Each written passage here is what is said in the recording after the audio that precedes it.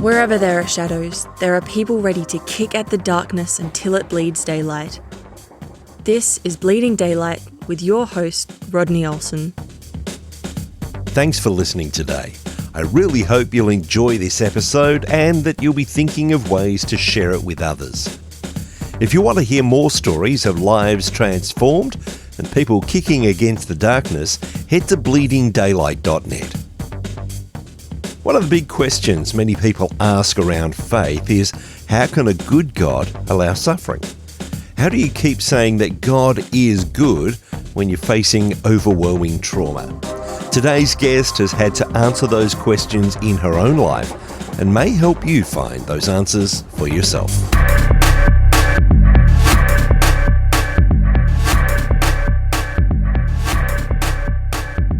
Have you ever felt like life has thrown you so many curveballs that you can barely keep standing? Are you wondering how someone can not just survive devastating loss and change, but emerge stronger and more purposeful? Today we'll meet Stephanie Jordan, a remarkable author, speaker, and entrepreneur who has transformed her journey through marriage, divorce, widowhood, and single motherhood into a powerful ministry of hope and healing.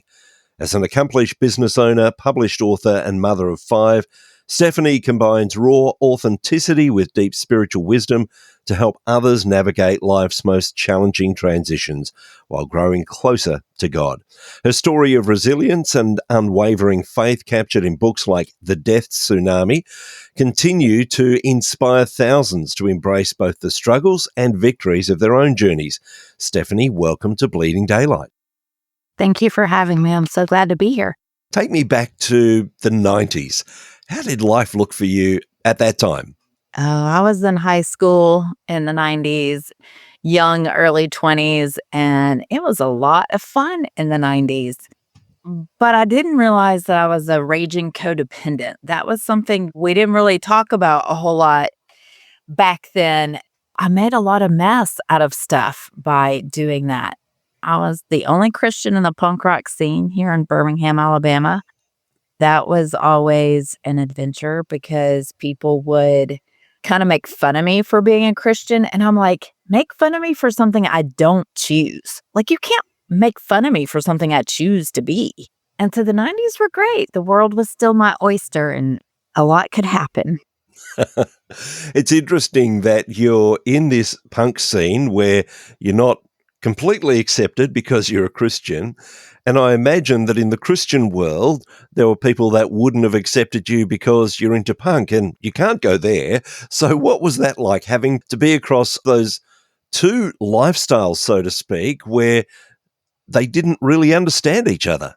That's so true. I've always said I've lived on the outskirts of every culture. That is so true. There were punks that hated me because I was Christian. There were Christians that hated me because I was a punk rocker. But I always found a beauty in that awkward space. For example, one of the places that we would hang out here in town was actually in front of a huge Methodist church. And there was a fountain, and we would stay in that area a lot. And there would be Christians that would come out and minister. And they would always be like, Stephanie, get over here and get them off of us, you know?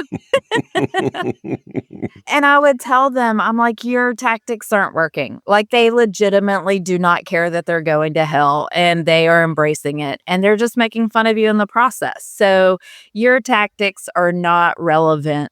They're not going to get across to them what they need. Really, at the time, I guess I was too young myself, though I was a believer and I always loved the Lord. I was really too young, I guess, to know how to counter what they were saying, because it wasn't that I fully disagreed, but the way that they came across was never fruitful. It took me years to kind of realize why it wasn't fruitful. There were a lot of Christians that obviously thought that if I really believed in Jesus, nobody sober wakes up and looks like this, right? It was kind of this thing that Christians always thought I would want to be different, that I would stop wanting to look the way that I look. I have a lip ring and vibrantly colored hair, or be as bold and kind of out there as my personality is. Good gosh, my poor mom, she was like, "How did you get to be so crass?" To be honest, I don't really know the answer of that except that God kind of custom made me in this niche because he knew what my life was going to look like. And secondly, to love on people and be able to speak a language to people that other people can't. So my punk rock background and my rock and roll style really has given me a unique perspective on Jesus and my salvation and reaching people that don't agree. In those early years, you were still trying to find your own way amidst these two different lifestyles, so to speak. And I guess that led you down some interesting pathways. And I know that you married early. Tell me about that first marriage. I came from teetotaling parents, right? They didn't smoke, they didn't drink. I was not around a party lifestyle at all growing up. So when I came into the punk rock scene, all of a sudden I'm around all these people partying all the time, just massive amounts of drugs and alcohol and debauchery and sex and all that sort of stuff. I stayed on the clean side of it. I was never drawn to that, but not because of me. I was never drawn to that because God protected me from it. He allowed me to be in the world, but not of the world. And it really had nothing to do with me because I was such a mess. I should have wanted to destroy myself with all those things. And he just kept his protective covering hand over me and allowed me to experience the pain and the hurt that all of that causes without succumbing to it. Having teetotaling parents and then going to that contrast of a lot of debauchery, I knew what I didn't want to look like, which was either of them. And I felt like I found a really good kind of middle ground that fit who I am as a person, but also aligns with who Christ exemplifies in the Bible, which is somebody that could sit around and have a good drink and a good conversation with some ragtag crew, but also uphold these standards of living a life and shining the Father down. And so that's kind of what ended up happening, but it was really a God thing. It wasn't a Stephanie thing. It was supernatural above my own comprehension at the time. So that's where you met your first husband. Tell me about that. Yeah, so he was a total raging alcoholic, talking about the debauchery, and I just thought he would grow out of it. We got married months before my 22nd birthday, and he had just turned 22. We were just a few months apart. I had no idea anything about alcoholism. Like, I just thought it was something that he did and that he would grow out of it and grow up. It didn't work that way at all. He had the total polar opposite childhood where had an alcoholic father, a lot of abuse and a lot of struggle. My codependency was like, oh, I can love him better. I can love him into wanting to be okay. And I learned that wasn't true very quickly. So where did that lead with this alcoholic husband and you're just trying to make your way in life and a little bit, I guess, naive probably to some of the things that you had landed yourself in. So where did that lead you? Yeah, I was totally naive to all of it. Marriage, relationships, alcoholism, growing up, all of it. He was in jail on average every 3 months of our marriage for public intoxication, lots of public intoxication charges. He got wrapped into this really bad group of people. And now I just told you I came from the punk rock scene and a lot of debauchery, right? So when I say that it's a bad group of people, you can imagine there's a level that I am referring to in the fact that I did not even feel comfortable hanging out with these people. And I asked him to not hang out with these people, and he refused. That was kind of a shift, a beginning of the end, if you will. He beat me up. I was so dumbfounded it happened. I didn't come from that lifestyle. So when he got violent, that changed the ball game. And I was really so dumbfounded it happened. It was almost like I disassociated it. He ended up leaving the state for a little while, and then he came back July 19th of 2001. I had just found out I was pregnant with my oldest son on July 3rd. And on July 19th, he beat me up, and I thought he was going to kill me. The next day, he pulled me down onto his lap. I was getting ready for work, and I was putting some jewelry on, and he pulled me down onto his lap, and he said, "Don't think I won't do it again." I knew then that I wasn't going to live through that marriage. And I left. I had an angel. She owned the salon I was working at the time. When I got there, you could tell I had gotten my butt kicked. And she was like, "Oh my gosh, what has happened to you? I can't let you go home."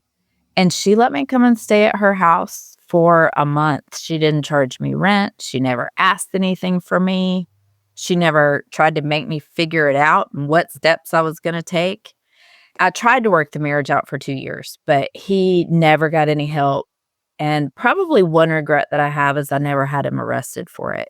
But I don't even know if that would have made much of a difference. But I never lived with him again after that. And especially at this stage, it's not only your own welfare that you're concerned about, but you have another life now as well, don't you? Yeah. So that night that he was violent, I told God in that moment, I said, "If you get me and my baby out of here alive, I will never come back." And I actually call my oldest son, he's 22 now, I call him my lighthouse because he was a beacon in a very dark place. It was really because of him that I had the strength to not go back. I hear women say all the time, if somebody laid a hand on me, I would this. And I'm like, no, you wouldn't. Not if it's your husband. We're nurturers by nature. It is not in your nature to harm your spouse and who you love. My son gave me the strength because I could never let that happen to him. Never. And so he gave me the strength to walk away and stay away. God then led you into another marriage, and I guess you must have thought at that stage that this is it for life. Tell me about that time. It was really kind of crazy. So I tried to work my marriage out with my first husband, like I said, for 2 years. And I told God, I said, "Look, I will stay married to him for the next 40 years of my life if that's what you want me to do. I made a covenant, but if you can find it in your grace and mercy, please deliver me." And after 2 years, God delivered me from that marriage. And so I divorced him. A couple of weeks after my divorce was final, I ran into Jay, who was a punk rocker and hated me because I was a Christian. We knew each other as teens. He hated God. He was totally anti-God. Jay's whole goal was to OD on his 21st birthday in New Orleans. That was his life's ambition. God rewrote his story, and he was baptized in New Orleans on his 21st birthday. So indeed, he did die, but it was to himself. That was a couple of years before we ran into each other. So we ran into each other at a punk show.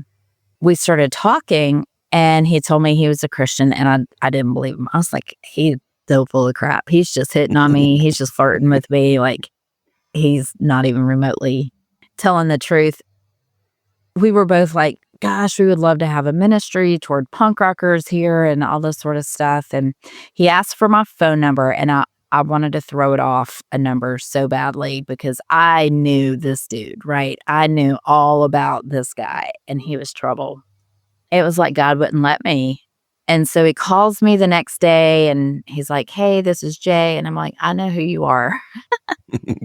We started a ministry together was really what happened. And then he was dating me for 6 months before I was even considering dating him. Eventually, we started dating, and God told me my new name would be Jordan. I totally freaked out. I was like, no way. Like, I will take any man on the planet but Jay Jordan. I prayed for 3 signs that God was actually calling me into this marriage with Jay, one of the signs that he gave me was the story of Naaman, where Naaman goes to see Elijah, and Elijah tells him to go and wash in the Jordan 7 times, and he will be renewed like a young boy. That was the final thing of God telling me, you need to go wash in the Jordan. And I had the exact same statement as Naaman. Like, have you seen that Jordan? No way am I going in that. But I did. I followed God. It took me 2 years. I had a lot of trauma from my first marriage. So it took me about 2 years to feel bonded with Jay. And then I thought we'd be together forever. Absolutely. Along the way, there are more children, but then I guess the unthinkable happens. Tell me about that. Yeah, so we had 4 more children together. So I have 5 total. So in 2012, we opened a salon company, and I got pregnant with baby 4. I opened in January, got pregnant in April. That November, my back went out like to where I could not stand at all. I ended up having baby 4 on New Year's Eve. And then May of 2013, I had to have emergency back surgery. And it absolutely and totally traumatized me. But the neurosurgeon was like, if you leave this office, you may never walk again. Jay and I came out of 2013 planning to get divorced. That October, I was so traumatized from my surgery. I couldn't pick my baby up. I had a business. It was just so much. He was kind of going through his own thing, and we were both just like, we give up. We can't do it anymore. Well, then right after New Year's, he's down at the salon putting security cameras up, and I feel a bump bump. I think I just felt the baby in my stomach. And so I call him up, and I'm like, I think I just felt the baby move. And he said, are you trying to freak me out? And I said, well, I'm freaking out, so knock yourself out. Jay Jordan was never short of words. The man could talk a wall to falling apart. He just talked all the time. He didn't speak for a week. We were both totally freaked out. And lo and behold, I was pregnant with baby number 5. And we both kind of waved our Wile E. Coyote white flags of defeat. In September of 2014, we went to a conference led by the guy who led Jay to Christ. On the second day of that conference, God said to me, if you leave him, you will always long for him. And he gave me this sense of dread on my inside. When we got back from that conference, really, Holy Spirit walked with me through every day over the next few months and totally restored mine and Jay's relationship. October 2013, we come out saying we're going to be divorced. And October 14, God miraculously heals our marriage. We said every I love you. We said every I'm sorry. It was just amazing. On December 29th, it was like any other day. And then that night, Jay passed away from a hypertensive crisis just suddenly out of nowhere. And it was the most traumatic thing that's ever happened to me. It must have absolutely rocked your world and had you starting to think, what is going on here, God? We thought we'd just repaired this relationship, that this was going to be forever. What now? What were the words that you said to God at that stage? You probably don't want those on your show. I had removed the F-bomb out of my vocabulary until I had a dead husband in my floor with 5 children. I was very angry at God for a long time, actually. How dare you just leave me like this? I don't know that I ever had a what did I do to deserve this, but I can tell you I wallowed in pity. So I'm sure there was plenty of that mentality, but it was more like a how dare you? How dare you do this to me, God? I thought he was restoring our marriage to do ministry. Here we'd had these babies and like life was trucking along and we had built all this amazing stuff. Death was the unexpected blindsiding blow for sure. The summer before Jay passed away, he had started praying every day that God would heal the broken little girl inside of me. The story of Naaman was the final thing that God gave me. This was 10 years later in 2014. Jay started praying over that. He died in December of 14, and in August of 2015, God started honoring that prayer and started healing me from everything. And I just realized this summer, 20 years later from 2004, God has fully answered his promise that he made to me through the story of Naaman in my own life. What did that healing look like for you? How did God start to take you on that healing journey? First, I had to forgive God for allowing my husband to die. I had dug deep roots with the Lord, and it took every ounce of those deep roots to survive. I had to believe that God is good, regardless of whether I can see it, because either he is or he isn't, but he can't be both. And the word says that God is good. So there has to be truth there, even if I can't see that truth. And then I also knew that God completes what he starts. What God kind of taught me about Jay was that Jay was completed on this side of heaven. And of course, I argued because it's like my favorite thing to do. I argued with God and I was like, no, I have 5 reasons that he was not completed. God was like, but those are the gifts that I have left of him here. So instead of feeling like God had mistreated me by leaving me with 5 kids, he taught me what gifts he had given me in those 5 kids. That was a big healing stage for me. I did 2 semesters of grief share. It's a grace from God. I know that your brain shuts off, but it's like when you need it the most, it's gone. I couldn't form a complete thought for a year and a half. For the first year, I still felt very married.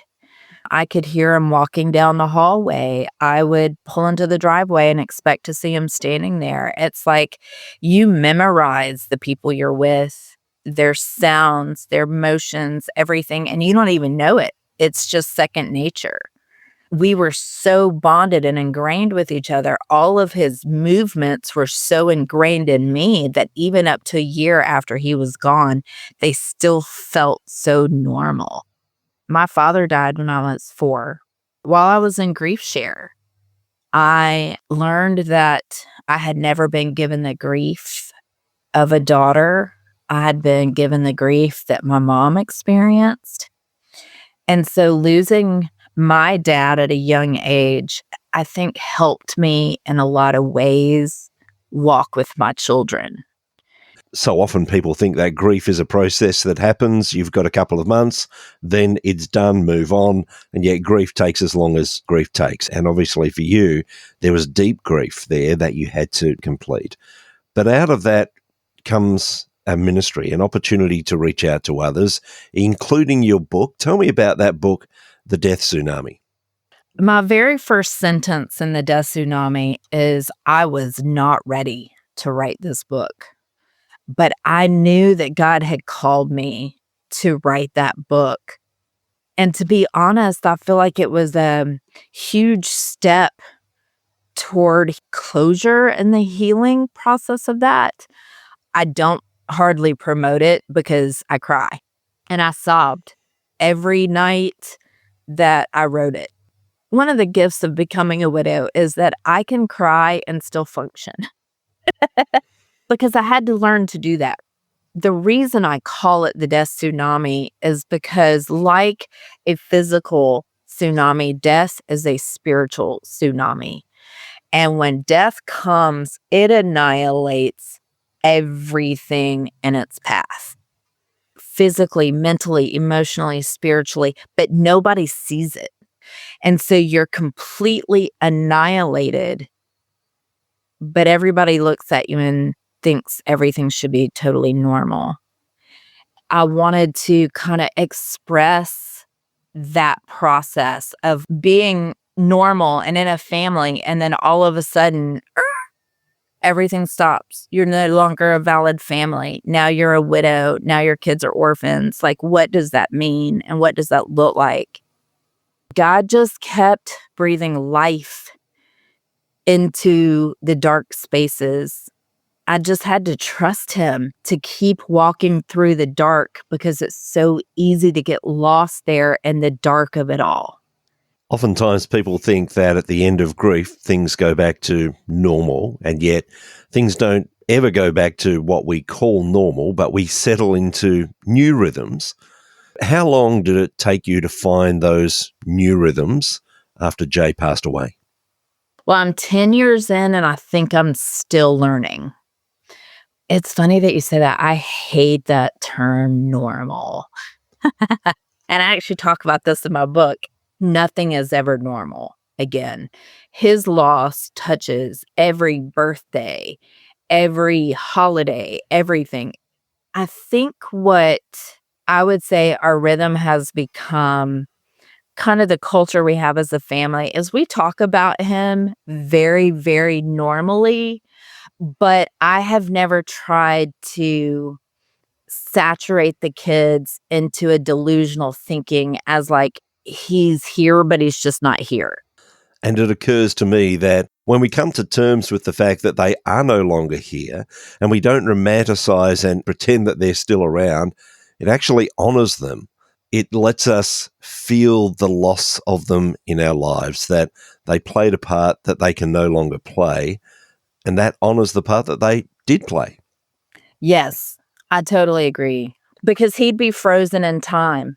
If we tried to pretend that he was still active and around, he would be frozen in time. He will never surpass 2014. I had a vision for years, probably 2 or 3 years. I was driving a car and we had dropped him off, and I could see him in the rear view, and we were driving away from him. And the thing was, is I've never felt the need to like try and stop or turn around. It was like it was natural. I think God gave me that as an encouragement to keep going, because we all can't stop in 2014 and just stay in that space forever. We have to move forward, and God is still good, and he still has life for us to live. And that's what I tell my kids all the time, because each of them have gone through this stage of like, well, I want to die so I can go see my dad. And I'm like, no, no, no. You have life to live, so you have a full story to tell your dad when you get to see him. You're not done yet. Like, you gotta pop out some grandbabies, because he's going to be mad if he doesn't have grandbabies. Just encouraging them to also keep pursuing life, because one day when we do get to be together again, then they have stories to tell them like, hey, this is what we did. And he'll love that. Stephanie, it's been a great conversation. We haven't even had the opportunity to touch on your other books, Believing in Boundaries or A Dose of Reality. And I know that you're involved in various ministries, and God continues to bring wonderful surprises into your life. So what I'm going to do is put a link in the show notes at bleedingdaylight.net so that people can catch up to where life is for you now, find out more of your writings, more of your ministry. But I just want to say thank you for being part of Bleeding Daylight today.